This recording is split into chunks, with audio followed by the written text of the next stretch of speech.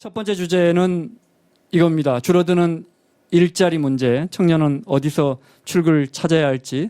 제가 그냥 무작정 던지면 답이 나온다고 그랬죠. 정인설 기자부터 가겠습니다.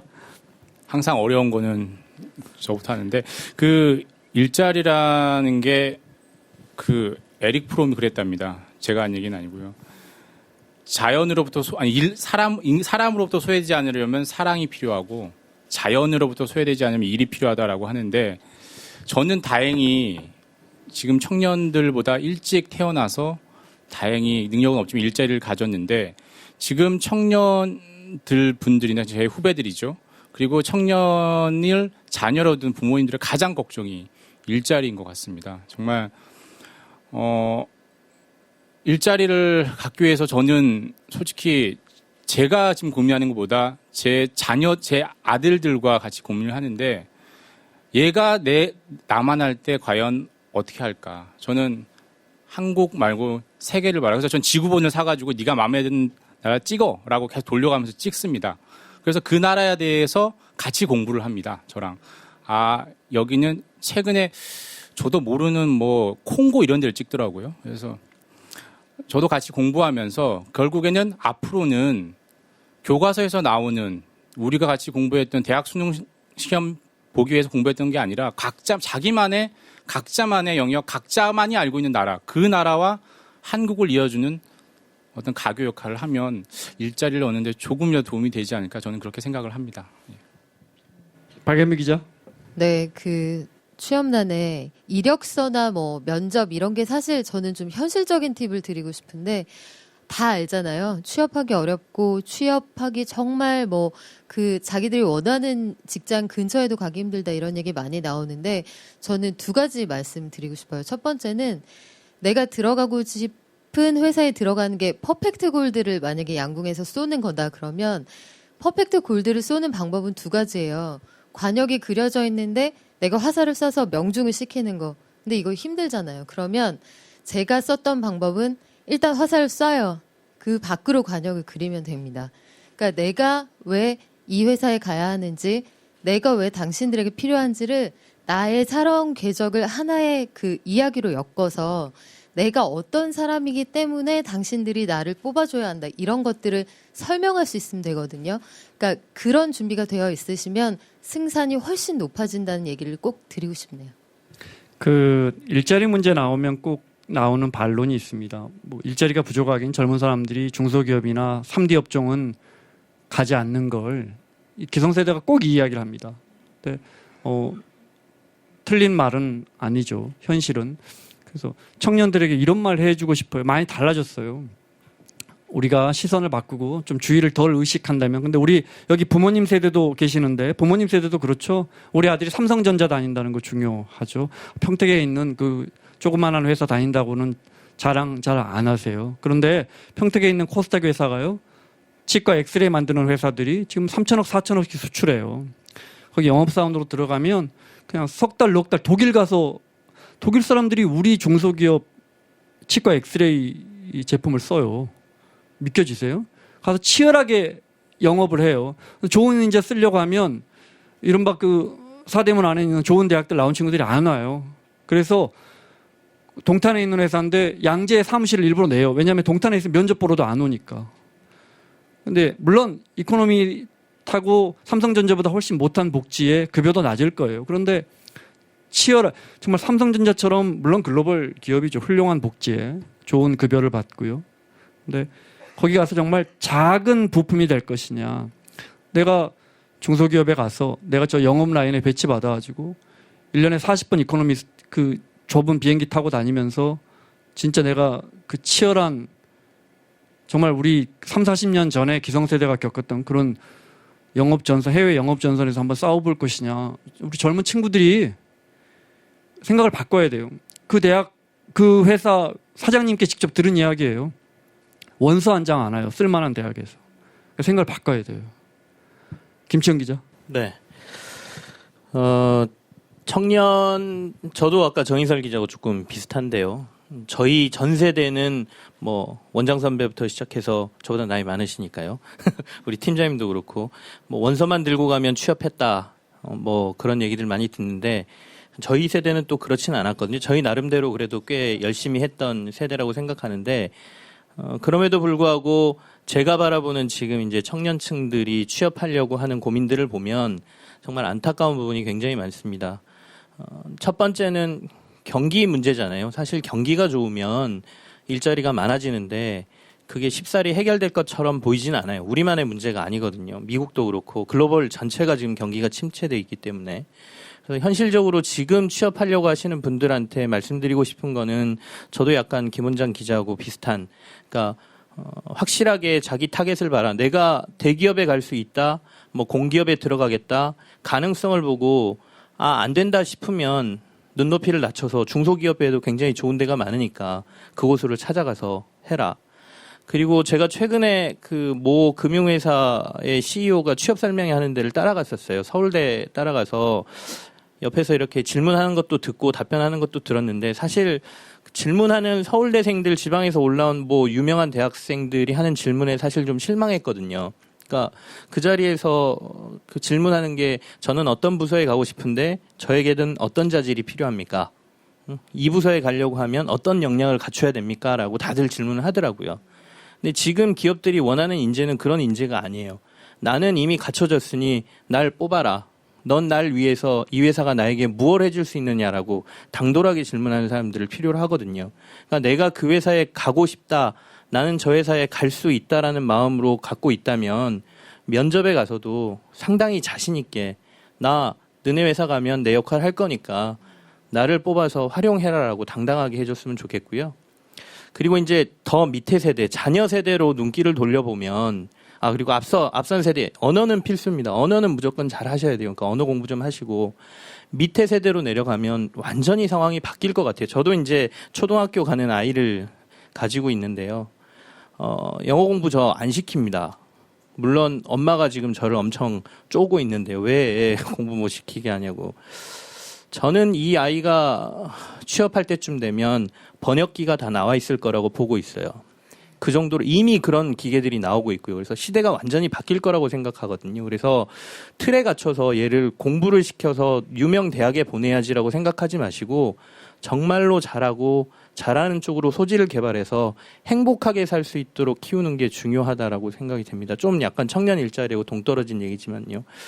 그래서 경기가 나아지지 않으면 이런 상황이 오래될 수 있으니 해외로도 눈을 돌리시고 뭐 인력 수출한다고 욕도 많이 하지만 경제 성장률이 7, 8% 되는 경제개발국으로 가서 거기서 열심히 일해서 훨씬 많은 기회를 찾아야 된다고 생각하고 있습니다. 이대호 기자. 우리 논의를 이렇게 하죠. 예. 저 순서 없이 가죠. 이렇게 돌아가지 말고 그냥 막 두서 없이 우리 식대로 갈게요, 그냥. 막 네. 끼어들어도 되나요? 네. 그래서 저를 마지막으로 시키신 거잖아요. 저는 예전에 꿈을 나누는 캠퍼스 금융 토크라는 거 이제 진행을 한 적이 있었는데 각 대학교 캠퍼스를 돌아다니면서 뭐 금융회사라든지 민간기업 CEO들이 학생들과 만나서 이제 토크를 하는 프로그램이었어요. 근데 그 자리에서 보니까 그냥 이 앞에서 진행을 하면서 보면 쟤는 뭘 해도 되겠다. 쟤는 안 되겠다라는 게 보이더라고요. 제 눈에도. 어떤 학생들은 정말 맨 앞에 앉아서 하나하나 다 받아 적고 있는 반면 누구는 그냥 뭐 이렇게 출석 체크하러 온 사람들도 있었고 심지어 어떤 학생이 있었냐면 여대에서 펼쳐진 그 강연이었는데 남학생이 하나가 뚝 앉아 있는 거예요. 뭐 여학생들 보러 왔을 수도 있겠지만 그때 그 보험회사 취업을 희망한 학생이라고 했는데 그때 보험회사 CEO가 와 있었거든요. 그 사람을 보러 온 거였어요. 그래서 질문까지 하더라고요. 내가 이런 자격증까지 땄는데 어떻게 하면 그 회사에 들어갈 수 있겠느냐. 또 다른 경우에서는 나는 당신네 회사에서 한번 면접까지 올라갔었는데 떨어졌다. 내가 왜 떨어졌는지 이야기를 여길 찾아와서 이야기를 하더라고요. 근데 그런 학생들은 뭘 해도 될 거라는 생각이 들더라고요. 그런 적극성은 좀 당연히 필요하다고 생각을 하고요. 제가 어떤 이야기를 해줄까라는 생각을 하다가 속된 말로 내가 슬슬 이제 꼰대가 돼가나 30대 중후반으로 가다 보니까 라는 생각이 들었던 게 많은 어른들이 그런 얘기를 합니다. 많은 경험을 해봐라. 인문학 책 많이 읽어라. 그럼 이제 학생들은 그 얘기하죠. 저는 지난번에 유럽으로 배낭여행을 갔다 왔고요. 인문학 책을 뭐 한 달에 한두 권씩 꼭 읽고 있습니다. 근데 저는 좀 생각이 다릅니다. 사실 그 인문학이고 경험이라는 게 다 사실 사람 경험이거든요. 그러니까 저는 좀 어렸을 때부터 좀 생계형이었기 때문에 좀 그런 것도 있었는데 여름 방학 때는 주유소에서 아르바이트를 합니다. 어떤 사람들이 한 번에 만땅을 외치는 반면 어떤 사람은 왜 10,000원씩 매일 넣을까?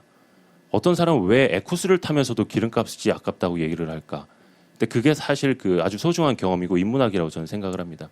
전단지 돌리는 아르바이트도 저는 해봐야 된다고 생각해요. 역 앞에서 사람들한테 무시도 좀 당해보고 때로는 경비원한테도 쫓겨도 보고 저는 그게 인문학이고 살아있는 경험이라고 생각을 하거든요. 사실 그런 것들을 취업을 할 때 그 자기소개서에 잘 녹여냈을 때 조금 더 어필이 되지 않을까. 그래서 조금 더 적극성, 살아있는 경험, 사람 경험을 좀 많이 하시라 청년들한테 좀 조언해드리고 싶습니다. 근데 꼭 청년이 아파야 되나요? 저는 거기에 대해서는 저는 그건 반대세. 가능하면 손상받지 않을 수 있으면 손상받지 않고 좌절하지 않을 수 있으면 좌절하지 않은 상태로 그러니까 사회에 대한 좀 밝은 생각을 가지고 나갈 수 있는 여건이 형성이 된다면 나쁘지 않다고 생각해요.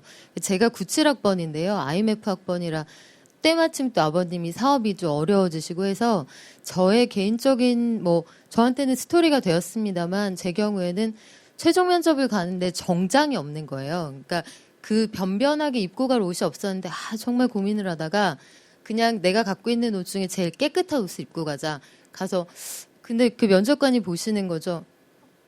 옷이 좀 청치마를 누가 최종 면접 이제 청치마를 통해서 내가 어떤 사람인지 그러니까 당신들의 회사는 약간 아까 이대호 기자가 언급한 꼰대의 느낌이 있는데 나같이 이렇게 청치마를 입고 면접에 올 수 있는 사람을 뽑아서 회사에 약간 생기를 불어 넣으면 좋겠다 이렇게 결론을 내서 제가 그 회사에 입사할 수 있었습니다만 사실은 거기까지 가는 과정이 이렇게 쉽지는 않았어요. 그래서 경험하는 게 사실 좋기는 한데 이게 청년들의 마음에 상처가 되고 취업 전에 너무 많은 빚을 지고 그 과정이 너무 험난하고 글쎄 그거는 좀 우리 기성세대들 좀 더 해야 하지 않을까 그런 생각이 드네요.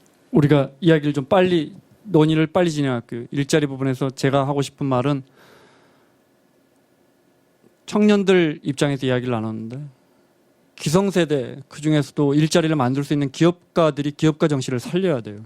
너무 부족해요. 그 부분이. 그러니까 제가 IMF 때 우리가 요즘 많이 지탄하는 어느 기업의 선대 회장님이 그랬대요. 밑에 사람이 회계적으로 너무너무 많이 힘들다는 이야기를 하니까 첫 번째 질문이 그럼 아들 내보내야 되나 이렇게 물어봤다는 거예요. 그러니까 선대 회장들은 일자리 굉장히 중요하게 느꼈어요. 제 내보내면 저 가족들은 왜 사노? 지금 2세, 3세, 4세 기업인들이 갖고 있지 못한 기업가 정신 중에 하나인데 제가 최근에 들은 건 우리가 아는 대기업이에요. 거기 CEO가 오자마자 그 계열사 설계회사를 인력을 내보내고 있어요. 수익이 얼마나 나느냐? 200억 흑자날 때도 있고 적자날 때도 있고. 근데 그 회사의 다른 계열사는 정말 어마어마한 연간 수익을 버는 회사거든요. 아마 그런 계열사에 비하면 몇만 분의 1도 안 되는 거죠. 200억 벌어봤자. 인원 절반 줄였어요. 근데 그 설계회사가 우리나라에서 제일 큰 설계회사예요. 우리나라 설계 굉장히 뒤쳐져 있어요. 그래서 좀 웬만한 멋있는 건물들은 다 외국의 디자이너를 짓고 그나마 2천억, 5천억 하는 거 수주해가지고 다리 짓고 부산에 무슨 하우스 짓고 하는 그 설계회사에서 설계의 꿈이 만들어지고 있는 거예요. 만약에 기업가 정신이 있어서 어느 CEO가 와서 괜찮다. 지금 설계 디자이너 몇 명이냐? 500명. 이걸로 좋은 디자이너 만들어 보자. 손실 나도 괜찮다. 다른 계열사가 얼마든지 번다. 좋은 디자이너 해외에서 공부한 젊은이들 있으면 데리고 와라. 우리도 설계해보자. 아파트만 짓지 말고. 이런 기업가 정신이 너무 없어요. 그런 부분이 너무 아쉬운 것 같습니다. 예. 저는 약간 조금 다른 이야기를 해볼게요. 2020년이 되면 우리나라 대학들이 한 절반 정도는 굉장한 어려움을 겪는다는 이야기 들어보신 적 있으세요? 이제 한 4년 남았어요. 이게 왜 그러냐면 지금 우리나라 대학 입학 정원이 한 60만 명 정도 되는데 그때 고등학교를 졸업한 학생이 40만 명이에요. 이게 어마무시한 이야기가 지금 나오고 있죠. 왜 그러냐 하면 우리나라가 이제 90년대, 2000년대 사이에 급경기 출산율이 떨어졌어요. 외환위기 이후에. 근데 그 후 폭풍이 옵니다. 이제 지금 사람 이렇게 무시하고 남아돈다고 학생들, 젊은이들을 무시하다가 이제 몇 년만 지나면 이제 일본처럼 사람 없어서 난리가 나는 시기가 와요. 그런데 문제는 아까도 이야기했듯이 그 숙련을 익히고 잡 커리어를 쌓아야 될 그때를 놓치면, 그죠? 골든타임이라고 저희들이 부르는 그 20대에서 30대 초반 사이에 가장 중요한 그 시기를 놓치면 이게 생애에 걸친 임금들이 제대로 올라가지 못하고 숙련을 쌓지 못하는 문제들이 생긴다는 거죠. 결국 이 문제를 해결하기 위해서는 지금 굉장히 중요한 몇 년 안 남았어요. 한 4년, 5년밖에 안 남았습니다. 이 사이에 어떻게든 우리나라 지금 현재 이태백, 20대 태반이 백수다라든가, 제가 학교 가서 강의를 하는데 어떤 학생이 저한테 그래요. 인구론 그래요. 뭔가 그랬더니 인문계 구할이 논다라는 말이래요. 그러니까 이렇게 자조하며 스스로를 비하하고 힘들어하고 막 이런 게 장기화돼 버리면, 이게 흐름이 돼 버리면 큰일이 나는 거죠. 그래서 빨리, 아까 제가 말씀드린 게, 이대로 이렇게 가면 우리는 지금은 너무 일자리가 없어 난리고 좀만 지나면 이제 사람 없어 난리가 되는, 이걸 빨리 채워야 될 사람들이 지금 아까 이태백이라고 자주 했던 그 젊은이들 하는 거고요. 그를 위해서 아까도 말씀하신 것처럼 눈높이도 낮추는 것도 중요하고, 더 나가서 그거 들어가 봐야 돼 무슨 소용 있어 라는 생각하지 마시고요. 조금만 지나면 엄청난 인력 감소의 시대가 온다라는 것들도 알아두시고, 앞으로 어디가 희소한가에 대해서도 고민해보는 그런 태도들을 좀 가져보시면 좋지 않을까 싶었습니다. 김치현 기자, 그러니까 아들 네. 영어 공부 안 해도 되는 거예요. 일자리 많아질 거예요. 사실 경제라는 게 이렇게 서클이잖아요. 네. 바닥을 치고 올라가는 건 분명히 있겠죠. 그때 되면 이제 김치현 기자 아들 영어 못해도 얼마든지 일자리를 찾을 수 있을 거라 보고, 다음 금융시장 이야기를 할 건데요. 금융시장